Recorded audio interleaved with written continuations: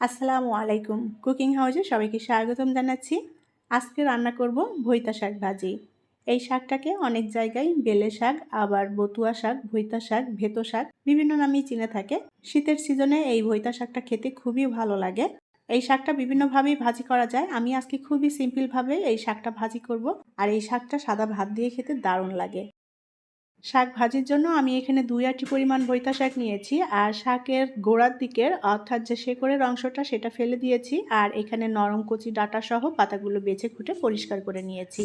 এখন এই বইতা শাকটা আমি খুব ভালোভাবে ধুয়ে তারপরে একটু কুচি করে কেটে নেব। শাক অবশ্যই ভালোভাবে ধুয়ে নিতে হবে যেন কোনো প্রকার ধুলোবালি না থাকে। চুলায় একটা প্যান বসিয়ে আমি প্যানে পরিমাণ মতো তেল দিয়ে দিয়েছি ভাজির জন্য। এখন এই তেলের মধ্যে দিয়ে দেব হাফ কাপ পরিমাণ পেঁয়াজ কুচি, আর দিয়ে দেব 2 টেবিল চামচ পরিমাণ থেতো করা রসুন।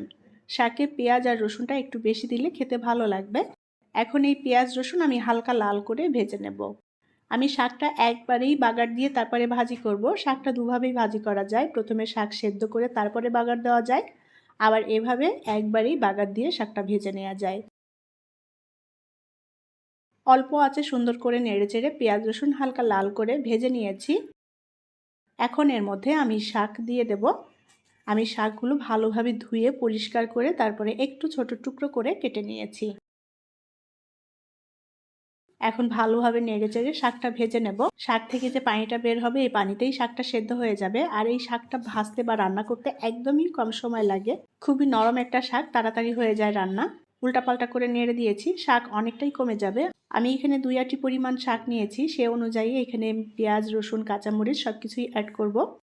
কাঁচামরিচ কুচি দিয়ে দেব। আমি 7টা মতো কাঁচামরিচ এখানে নিয়েছি।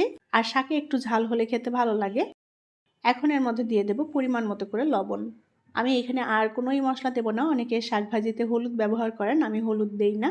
শাকটা এখন খুব সুন্দর করে নেড়েচেড়ে ভেজে নেব। শাক থেকে যে পানিটা বের হবে পানিটা আমি ভালোভাবে টানিয়ে নেব।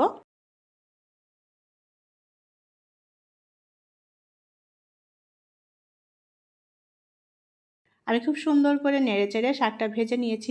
শাকের থেকে যে পানিটা বের হয়েছিল পানিটাও টেনে গিয়েছে, আর শাকটাও বেশ ঝরঝরে হয়েছে। ভইতা শাক ভাজা পুরোপুরি কমপ্লিট। এখন আমি এই শাকটা নামিয়ে পরিবেশন করব। আমি এই ভইতা শাক ভাজিটি সাদা ভাতের সাথে পরিবেশন করেছি। সাদা ভাত দিয়ে খেতে দারুণ লাগে। তাছাড়া এই শাক ভাজিটি রুটি দিয়েও কিন্তু খাওয়া যায়, রুটি দিয়েও খেতে ভালো লাগে।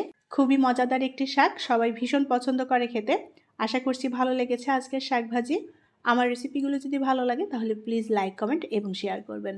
পরবর্তী রেসিপি দেখার আমন্ত্রণ জানিয়ে বিদায় নিচ্ছি। আল্লাহ হাফেজ।